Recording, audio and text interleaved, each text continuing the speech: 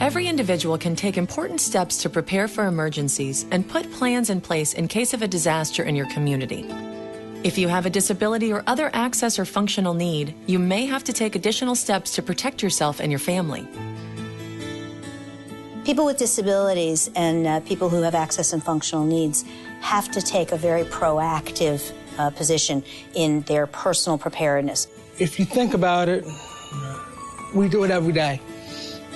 We're ready for the next little disaster that we will face every day. I always say prepare as if no one's coming to rescue you, because the reality is in a moderate or large event, no one is coming to rescue you anytime soon. It may be a very short period of time, it may be a more extended period of time, but you need to prepare as if you're not going to have any of the resources that you might typically depend on. The best way people can start to plan is by looking at the individual parts of their daily lives and figuring out where the potential gaps are. Do an inventory of yourself. Do an inventory of the things that you use on a daily basis to be living independently, and then think about what is essential. Think about the strategies, services, devices, tools, and techniques you use to live with a disability on a daily basis.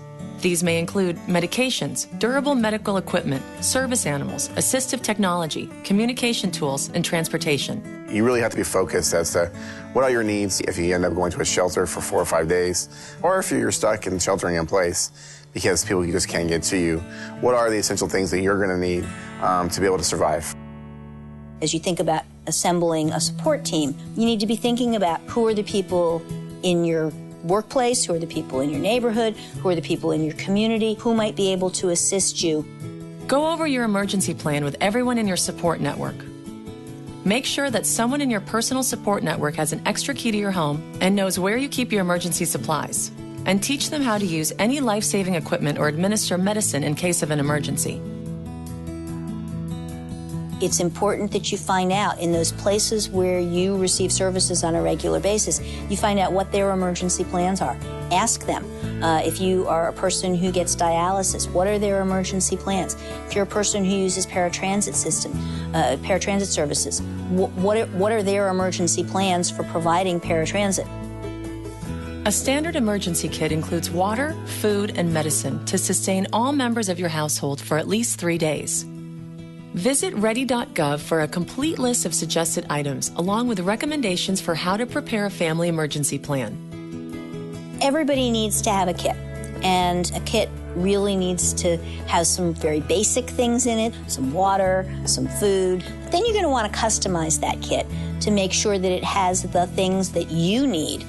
Individuals with access and functional needs may want to consider some of the following items: extra glasses or hearing aids, battery chargers or extra batteries, copies of medical prescriptions, supplies for service animals, and necessary medical supplies.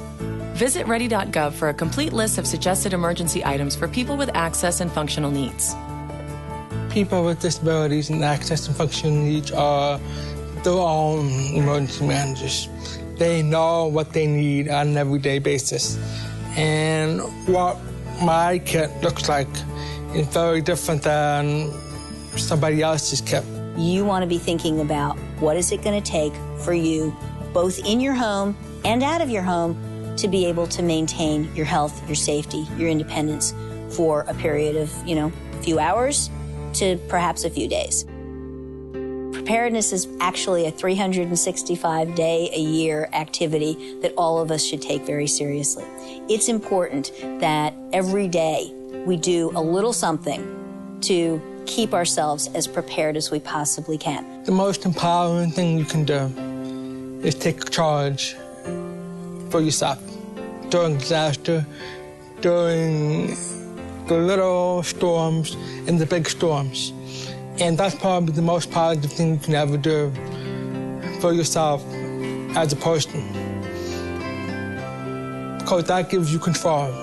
That gives you control over the outcomes. Download this brochure about preparing for disaster for people with disabilities and other access and functional needs from ready.gov. Check out the other information available on the site and get started preparing today.